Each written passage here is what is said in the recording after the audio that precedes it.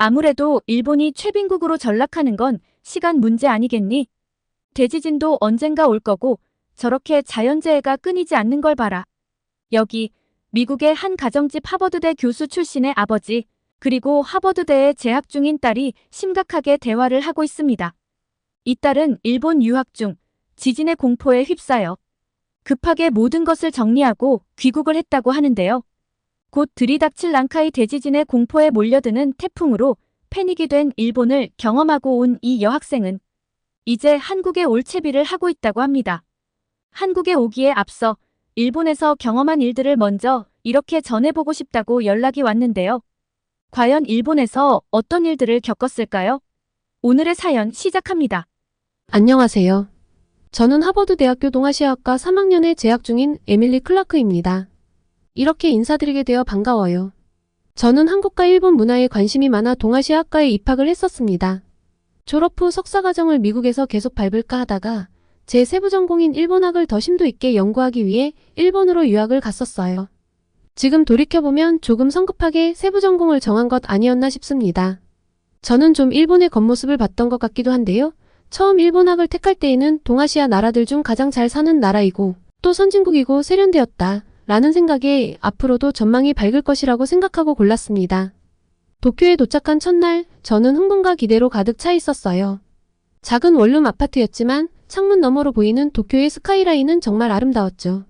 하지만 곧 일본 생활의 불편함을 느끼기 시작했어요. 먼저 언어 장벽이 컸습니다. 대학에서 일본어를 배웠지만 실제 생활에서 쓰는 일본어는 훨씬 더 복잡하더라고요. 특히 은행이나 관공서에서 일을 볼 때마다 좌절감을 느꼈죠. 뭘 하더라도 하나하나 종이를 써야 하는데 한자도 어렵고 저는 정말 미치고 팔딱 뛰는 줄 알았어요. 게다가 영어도 제대로 통하지 않아서 번역기로 얼마나 고생을 했는지 모릅니다. 미국도 뭐가 빨리 되는 건 아니지만 그래도 모국이잖아요. 물어보고 답을 받는 건 어렵지 않으니까요. 그런데 영어로 소통이 어렵다는 게 이렇게 힘들 줄은 미처 상상을 할 수가 없었어요. 그래도 조금씩 적응을 해나가고 있었는데 일본이 생각보다 살기 정말 불편하더라고요. 우선 제가 가장 충격을 받은 건 일본인들의 역사 인식이었어요. 저는 일본이 역사에 대해 성찰하고 있을 거라고 생각했는데 현실은 전혀 달랐습니다. 환상이 와르르 무너지는 사건은 8월 15일에 발생했습니다. 그날은 일본의 종전 기념일이라고 하더라고요. 이날 제 일본인 친구들의 소셜미디어를 보고 깜짝 놀랐어요. 거의 모든 친구들이 똑같은 이미지를 공유하고 있었는데 원폭 사망자 수와 피해자 수를 적어놓고 평화를 지켜야 하는 이유입니다. 우리는 전쟁의 피해자입니다. 라고 적혀 있었죠. 그리고 이 친구들은 극우 성향의 자민당 정치인들을 지지하는 글도 올리고 있었거든요. 민주진영들은 공산주의자들이라나요. 배울 만큼 배운 친구들이 보여주는 모순된 모습에 솔직히 당황스러웠습니다. 더 놀라운 건 대부분의 일본 친구들이 진주만 공격에 대해 전혀 모른다는 거였어요. 제가 일본이 먼저 진주만을 공격했다는 사실을 언급하자 많은 친구들이 그럴 리가 없다며 믿지 않았습니다. 심지어 어떤 친구는 일본은 세계를 지키기 위한 미국과의 동맹이라고 말하더라고요. 황당했던 저는 일본의 전쟁 범죄에 대해 이야기했지만 대부분의 친구들은 그런 일이 있었다는 걸 전혀 모르고 있었어요. 난징 대학살, 위안부 문제, 7.3 부대의 인체 실험 등에 대해 언급하자 그들은 처음 듣는 이야기라는 듯 놀라워했습니다. 대체 이들은 어떤 세계관에 갇혀 있는 걸까요? 어이가 없어서 알아보니 일본 정부가 국민들에게 역사를 제대로 가르치지 않고 있다는 사실을 깨달았어요. 친구들 말로는 역사책에 전쟁 범죄가 언급되긴 하지만 자세히 배우지는 않는다고 하더라고요. 제일 이상했던 건 많은 일본인들이 자국 언론만 믿는다는 거예요. 야후재팬이나 라인에 나오는 뉴스가 세계의 시각이라고 믿고 있었죠. 하지만 실제로는 대부분의 일본 언론이 유료 서비스라 접근성이 떨어지고 무료로 접할 수 있는 기사들은 주로 극우 성향의 언론사에서 나온 것들이더라고요. 그러니 다들 편향된 시각을 가질 수밖에요. 이런 경험들을 하면서 제가 가지고 있던 일본에 대한 환상이 조금씩 깨져갔어요. 물론 모든 일본인이 그렇다고 할 순 없겠죠. 전 결코 어떤 나라를 색안경을 끼고 바라보는 사람이 아닙니다. 그저 많은 일본 사람들이 자국의 역사에 대해 무지하다는 사실에 충격을 받았을 뿐이에요. 그나마 좀 숨통이 트였던 건 일본어로 검색해서 나오지 않는다며 우기는 친구들에게 영어로 검색을 해봐라 라고 알려주었더니 그 친구들이 진실을 알게 되었다는 거예요. 엄청나게 충격을 받았던데 마치 트루먼 쇼의 주인공처럼 현실을 깨닫는 그들을 보며 언젠가는 전체 일본 국민들도 이런 변화가 올 수 있지 않을까 하는 생각도 들었습니다. 그리고 저는 이런 변화가 있는 친구들하고만 좀 친하게 지냈는데요. 또 곤란했던 건 일본의 쓰레기 분리수거였습니다. 미국인이니까 쓰레기를 마구 버려 대서 그런 거 아니야? 하실 수 있겠는데요. 보통 복잡한 게 아니었어요.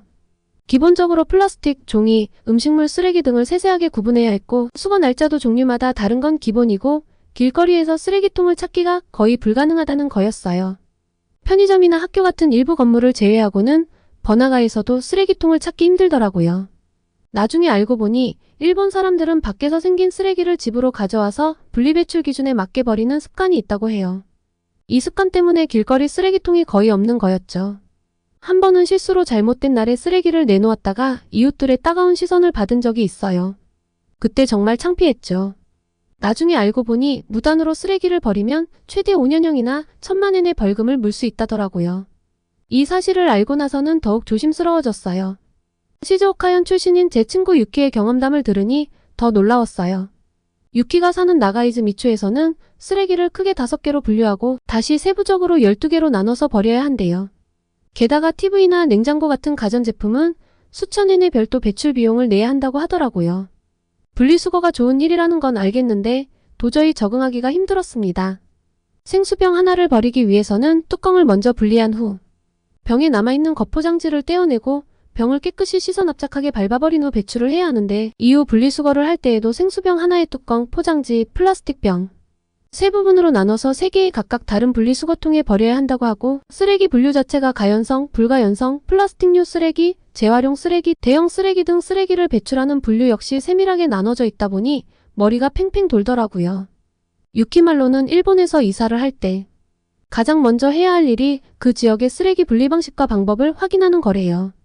지역마다 규칙이 조금씩 다르기 때문이라고 하던데 이런 복잡한 시스템 때문에 처음 일본에 온 외국인들은 정말 난처한 경험을 많이 한다고 하더라고요. 그래서 저는 쓰레기를 버릴 때마다 너무 스트레스를 받아 매번 일본 친구들에게 확인을 받고 버렸습니다.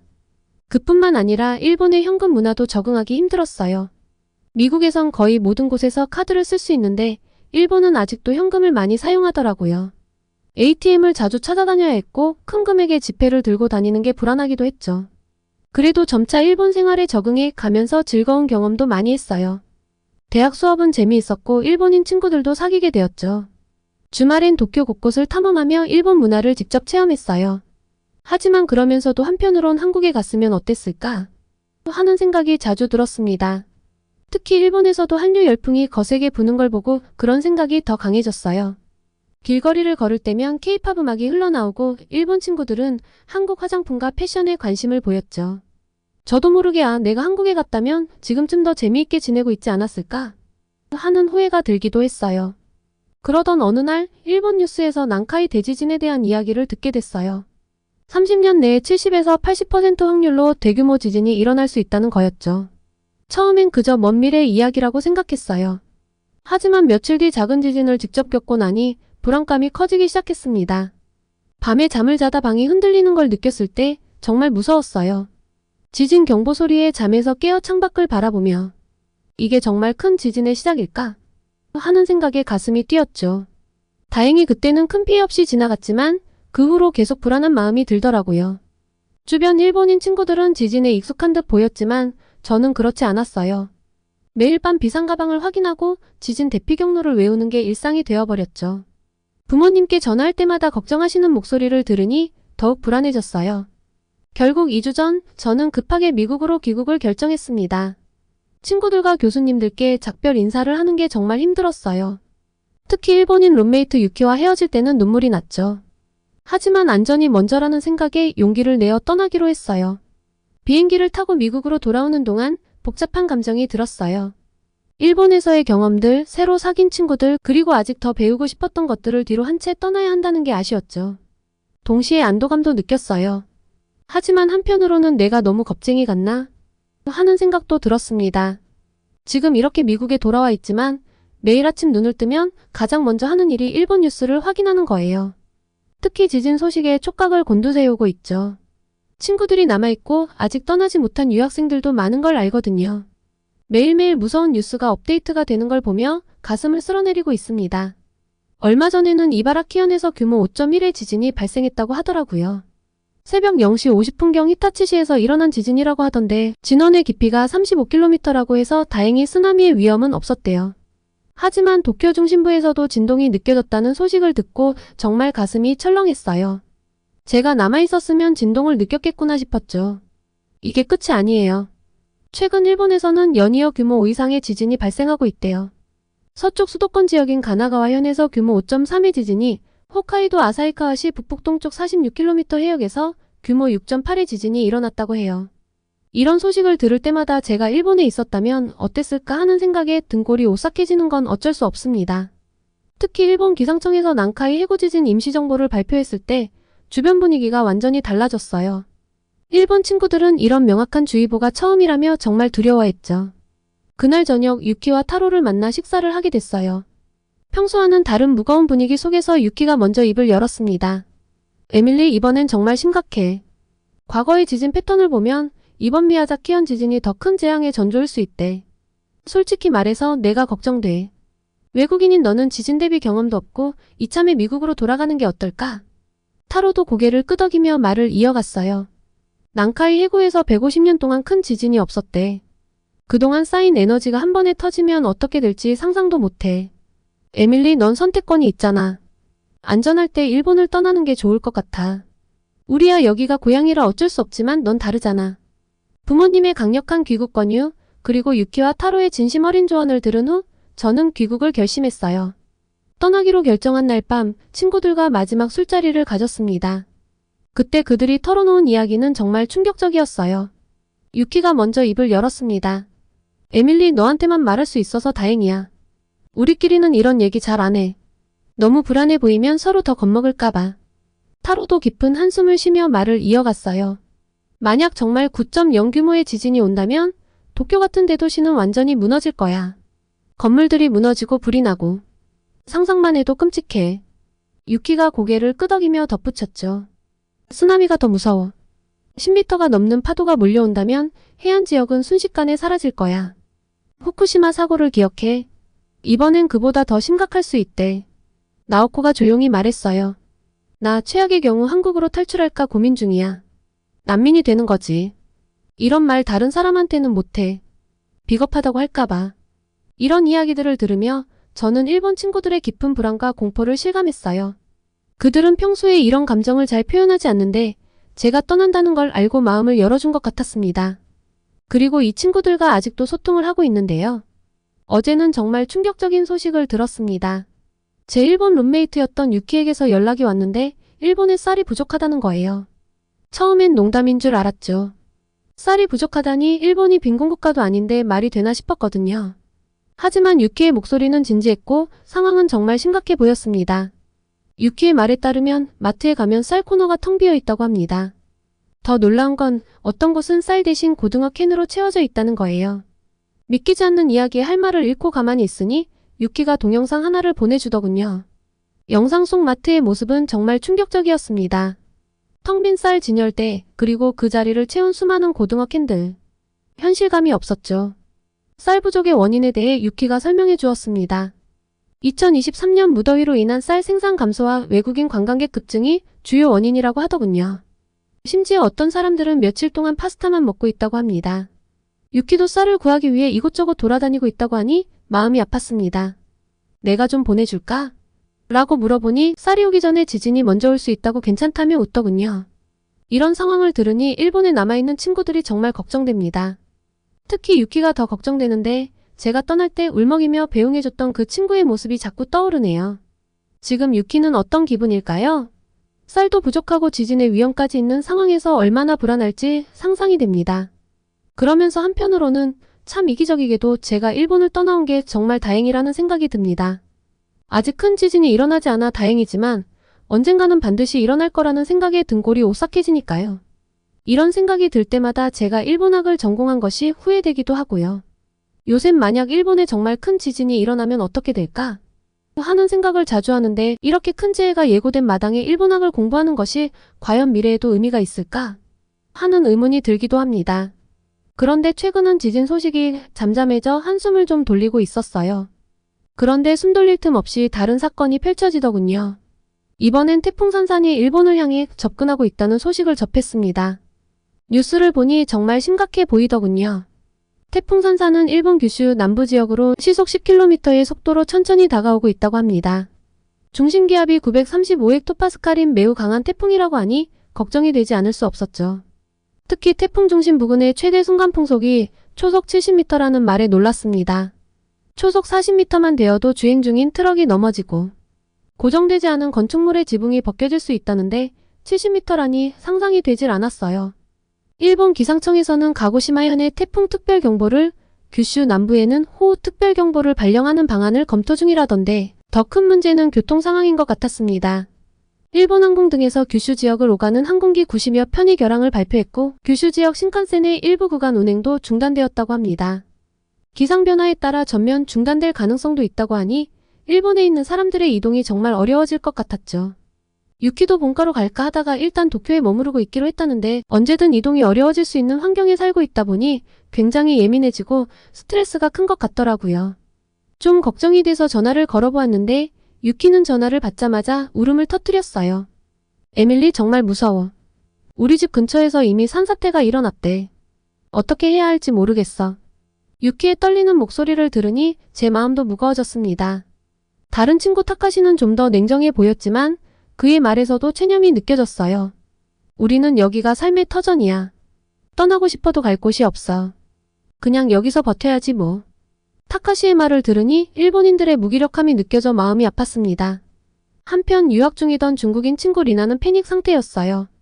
중국 대사관에서 귀국하라고 연락이 왔어. 하지만 지금은 비행기도 없고 진작 뜰걸. 태풍만 지나가면 바로 떠날 거야. 더 이상 여기 있고 싶지 않아. 리나의 말을 들으니 외국인 유학생들의 불안한 상황이 생생하게 와닿았습니다. 친구들과 이야기를 나누면서 느낀 건 겉으로는 평온해 보이지만 모두가 극도로 불안해하고 있다는 거였어요. 평소엔 차분하던 친구들도 이제는 사소한 일에도 예민하게 반응하고 모든 것을 비관적으로 바라보는 것 같았습니다. 저녁 식사 시간 아버지와 이 이야기를 나누게 되었어요. 친구들의 상황을 전해드리자 아버지께서는 깊은 한숨을 내쉬셨습니다. 에밀리, 우리 대학에서도 일본인 교수들이 다들 본토 걱정에 여념이 없단다. 다들 두려워하고 있지. 심지어 가족들을 이미 미국으로 불러들인 사람들도 많아. 아버지의 말씀을 듣고 보니 이 상황이 단순히 내 친구들만의 문제가 아니라는 걸 실감했어요. 일본 전체가 불안에 휩싸여 있다는 게 느껴졌죠. 그나저나 에밀리, 일본이 이렇게 위험한 국가인 줄 몰랐구나. 내가 무슨 배짱으로 그곳에 갔던 거니? 아버지의 말씀에 저도 모르게 가슴을 쓸어내렸어요. 정말이지 제가 얼마나 무모했는지 새삼 깨달았습니다. 아버지, 저도 몰랐어요. 일본에 대해 공부하면서도 이런 위험성에 대해서는 제대로 인식하지 못했던 것 같아요. 아버지께서는 걱정스러운 눈빛으로 저를 바라보셨어요. 내가 무사히 왔으니 다행이지만 앞으로는 더 신중하게 결정해야 할 거야. 이 대화를 나누면서 제가 일본 유학을 선택했을 때 얼마나 별 생각이 없었는지 다시 한번 실감이 되었습니다. 그리고 귀국 결정이 옳았다는 안도감과 동시에 일본에 남아있는 친구들에 대한 걱정, 제 전공 선택에 대한 의문으로 고민이 시작됐죠. 에밀리, 저녁 먹으러 내려오렴. 어머니의 목소리에 저는 천천히 일어났습니다. 식탁에 앉아 음식을 먹으면서도 제 머릿속은 여전히 복잡했어요. 엄마, 제가 일본학을 전공으로 선택한 게 정말 옳았을까요? 저도 모르게 이런 질문이 튀어나왔습니다. 어머니는 잠시 포크를 내려놓으시고 저를 바라보셨어요. 사실 나도 요즘 그 생각을 하고 있었어, 에밀리. 일본의 현재 상황을 보면 미래가 불투명해 보이는구나. 어머니의 말씀에 놀랐습니다. 엄마도 그렇게 생각하세요? 그래, 일본의 경제 침체가 장기화되고 있고 자연재해 위험도 계속 증가하고 있잖니. 게다가 젊은 세대의 미래에 대한 불안감도 크다고 하더구나. 저는 고개를 끄덕였습니다. 맞아요. 제 일본 친구들도 미래에 대해 많이 불안해하더라고요. 그럼 저는 어떻게 해야 할까요? 어머니는 잠시 생각에 잠기셨다가 말씀하셨습니다. 에밀리, 넌 아직 젊고 가능성이 많아. 다른 선택지도 충분히 있을 거야. 같은 과 친구들은 어떻게 생각하는지 들어보는 건 어떨까? 어머니의 제안에 저는 고개를 끄덕였습니다. 네, 그러네요. 제 친구 제시카한테 물어볼게요. 제시카는 예일대 동아시아학과에서 한국학을 전공하고 있거든요. 다음날 저는 제시카를 만나기로 했습니다. 캠퍼스 카페에서 만난 우리는 커피를 마시며 이야기를 나누기 시작했습니다. 제시카, 넌 한국학을 전공하잖아. 어떤 점이 좋아? 저는 궁금증을 참지 못하고 물었습니다. 제시카의 눈이 반짝였습니다. 먼저 한국의 문화적 영향력이 엄청나게 커지고 있어. K-팝의 드라마까지 이제는 영화까지. 이건 단순한 유행이 아니라 세계적인 트렌드야. 앞으로 전망이 아주 밝다고. 저는 관심 있게 들었습니다. 그렇구나. 근데 학문적으로는 어때? 그게 더 흥미로워. 한국의 경제 성장 모델은 개발도상국들의 표본이 되고 있어. 그리고 한국의 민주화 과정, 기술 혁신, 이 모든 게 전 세계의 주목을 받고 있잖아. 이런 걸 연구하는 게 정말 재미있어. 너무 역동적이고 흥미로운 나라야. 제시카의 말을 들으니 한국학에 대한 관심이 생겼습니다. 그렇구나. 근데 취업 전망은 어때? 놀랍게도 정말 좋아. 한국 기업들이 세계적으로 진출하면서 한국어와 한국 문화를 아는 인재들의 수요가 늘고 있어. 외교, 비즈니스, 문화교류 분야에서 기회가 많아. 그리고 미국 내에서도 한국학 프로그램이 계속 늘어나고 있어서 학계에서의 기회도 많아. 제시카의 말을 들으니 한국학의 전망이 생각보다 밝아 보였습니다. 와, 정말 흥미롭네. 근데 난 일본어를 배웠는데 한국어는 어렵지 않아? 제시카가 웃으며 대답했습니다. 처음엔 어려울 수 있지만 한글이 정말 과학적이고 논리적이어서 배우기 쉬워. 그리고 일본어를 아는 너라면 더 쉬울 거야. 문법 구조가 비슷하거든. 이야기를 나누면서 저는 점점 한국학에 대한 흥미가 커져갔습니다. 일본학에 대한 애정도 있지만 한국의 역동성과 글로벌 영향력을 고려하면 한국학도 매력적인 선택지로 보였어요. 그런데 제시카, 넌 곧 한국으로 유학 간다면서? 어떤 계획이야? 저는 궁금해서 물었습니다. 제시카는 흥분된 목소리로 대답했습니다. 응, 서울대학교로 1년간 교환학생을 가기로 했어. 한국어 실력도 늘리고 현지에서 직접 한국 문화와 사회를 경험해볼 생각이야. 특히 한국의 스타트업 생태계에 대해 연구해보고 싶어. 저는 제시카의 열정에 감명받았습니다. 정말 멋진 계획이구나. 나도 그런 기회가 있으면 좋겠다. 대화를 마치고 돌아오는 길에 저는 깊은 생각에 빠졌습니다. 일본학을 완전히 포기할 필요는 없겠지만 한국학을 부전공으로 선택하는 것도 좋은 방법일 것 같았어요. 이렇게 하면 동아시아 전체를 더 넓은 시각에서 바라볼 수 있을 것 같았습니다. 어떤 방법이 좋을까 제시카를 만나고 돌아와 고민하다가 저녁 식사를 하면서 아버지께 이 고민을 털어놓았습니다. 아빠, 제가 일본학을 고집한 게 잘못된 선택이었나 봐요. 최근 일본의 상황을 보면 미래가 불투명해 보여요. 아버지는 잠시 생각에 잠기셨다가 말씀하셨습니다. 에밀리, 내 고민 이해해. 하지만 섣부른 결정은 하지 마. 내 학과의 동아시아학 전문가인 스미스 교수님과 상담을 받아보는 게 어떨까? 그분이 더 전문적인 조언을 해주실 수 있을 거야. 아버지의 제안에 저는 고개를 끄덕였습니다. 다음날 용기를 내어 마이클 퍼셀 교수님께 이메일을 보냈고 상담 약속을 잡을 수 있었습니다. 교수님의 연구실에 들어서자 그분은 따뜻한 미소로 저를 맞아주셨습니다. 에밀리, 어서 와요. 무슨 고민이 있다고 들었어요. 저는 깊은 숨을 들이쉬고 제 고민을 털어놓았습니다. 교수님, 제가 일본학을 전공으로 선택한 게 맞는지 모르겠어요. 최근 일본의 경제 침체와 사회 문제들을 보면서 불안해졌거든요. 마이클 교수님은 고개를 끄덕이셨습니다. 그런 고민을 하는 건 당연해요. 하지만 에밀리, 동아시아 전체를 바라보는 시각이 필요할 것 같아요. 일본만이 아니라 한국도 함께 공부해보는 건 어떨까요? 일본의 한국까지 함께 공부하는 것이 도움이 될까요? 교수님은 미소를 지으셨습니다. 바로 그 점이 더 좋은 장점이 될 수 있어요. 최근 한국의 문화적 영향력이 급증하고 있고 경제 성장 모델도 세계적으로 주목받고 있죠. 특히 한국의 젊은이들의 에너지와 혁신 정신이 인상적인데 이런 것들을 일본과 비교하며 연구해보면 아주 흥미로울 거예요. 교수님의 말씀에 저는 점점 흥미를 느꼈습니다. 교수님은 계속해서 설명해 주셨습니다. 한국은 아주 독특한 민족적 특성을 가진 나라예요. 한국의 빨리빨리 문화를 들어봤죠? 바로 이런 특성이 그들의 빠른 경제 성장과 위기 극복 능력의 원동력이 되었어요.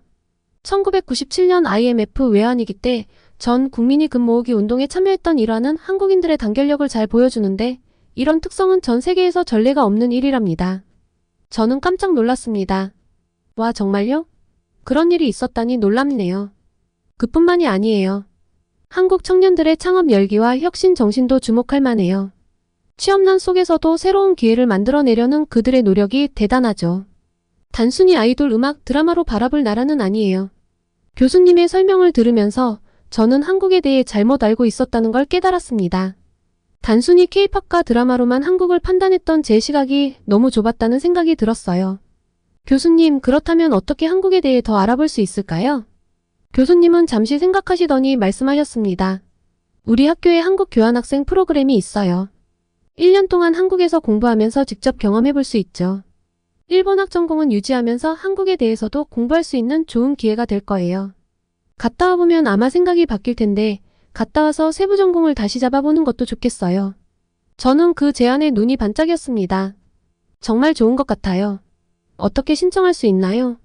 교수님은 자세한 정보와 신청 방법을 알려주셨고 저는 그 자리에서 교환학생 프로그램에 지원하기로 결심했습니다. 상담을 마치고 나오면서 저는 새로운 가능성에 대한 기대로 가슴이 뛰었습니다. 일본과 한국 두 나라를 함께 공부하면서 동아시아 전체를 이해할 수 있는 기회를 얻게 된 것 같았어요. 집에 돌아와 아버지께 상담 결과를 말씀드렸고 아버지는 제 결정을 전적으로 지지해 주셨어요. 제가 한국 교환학생 프로그램 지원하게 되었다고 하니 너무 좋아하시더라고요. 아버지께서 말씀하셨습니다. 에밀리, 정말 잘 결정했어. 지금 상황으로 봐서는 일본보다 한국이 훨씬 좋은 선택인 것 같아. 한국은 경제도 빠르게 성장하고 있고 문화적 영향력도 커지고 있잖니. 어머니도 기뻐하시며 덧붙이셨어요. 그래, 나도 한국에 대해 좀 알아봤는데 젊은이들의 에너지가 대단하더라. 창업 문화도 활발하고 기술 혁신도 빠르게 일어나고 있어. 내가 그런 환경에서 공부하면 많은 것을 배울 수 있을 거야. 부모님의 지지를 받으니 제 결정에 대한 확신이 더 커졌어요. 한국에서의 교환학생 생활이 제 미래에 어떤 영향을 미칠지 정말 기대가 됩니다. 이제 저는 새로운 도전을 앞두고 있습니다. 일본과 한국 두 나라의 문화와 역사 그리고 현재를 공부하며 동아시아 전문가로 성장할 수 있을 거란 기대에 가슴이 뜹니다. 특히 제 친구 제시카와 함께 한국에서 공부하게 되어 더욱 기대돼요. 제시카는 이미 한국학을 전공하고 있어서 그녀의 도움을 받아 한국 문화와 사회를 더 깊이 이해할 수 있을 것 같아요. 이미 제시카는 제게 한국의 많은 것들을 알려줬는데요. 한국의 역동적인 사회와 빠른 변화에 적응하는 능력에 대해 알게 되니 너무 흥미로워요. 마이클 교수님께서 이야기해주신 빨리빨리 문화와 위기를 기회로 바꾸는 한국인들의 저력, 그리고 젊은이들의 창업 열기와 혁신 정신 등을 직접 경험하고 싶고요. 저는 한국의 경제 성장 모델과 기술 혁신에 대해서도 깊이 공부하고 싶습니다. 특히 한강의 기적이라고 불리는 한국의 급속한 경제 발전 과정이 정말 흥미로워요. 지금 한국을 차차 알아가고 있는데 1960년대 초 한국은 세계에서 가장 가난한 나라 중 하나였는데 불과 몇십 년 만에 세계적인 경제 강국으로 성장했다는 게 놀라워요. 제시카가 알려준 바로는 1960년대부터 시작된 경제개발 5개년 계획이 이 놀라운 성장의 시작점이었다고 해요. 처음에는 노동집 약적 경공업으로 시작해서 중화공업으로 빠르게 전환했고 수출 중심 정책으로 경제를 키웠다고 합니다. 이 과정에서 한국인들의 근면성과 빠른 적응력이 큰 역할을 했다고 하더라고요. 저는 이런 한국의 발전 모델을 일본의 경제 성장 과정과 비교해보고 싶어요. 두 나라 모두 전쟁의 폐허에서 빠르게 일어났지만 현재는 매우 다른 모습을 보이고 있잖아요. 이런 차이점과 그 원인을 깊이 있게 연구해보고 싶습니다. 제가 한국에 간다면 일본과 한국 두 나라를 비교하며 동아시아 전체를 더 넓은 시각에서 바라볼 수 있을 것 같아요. 이를 통해 동아시아의 과거, 현재, 그리고 미래에 대한 더 깊은 이해를 얻을 수 있을 거라 기대합니다.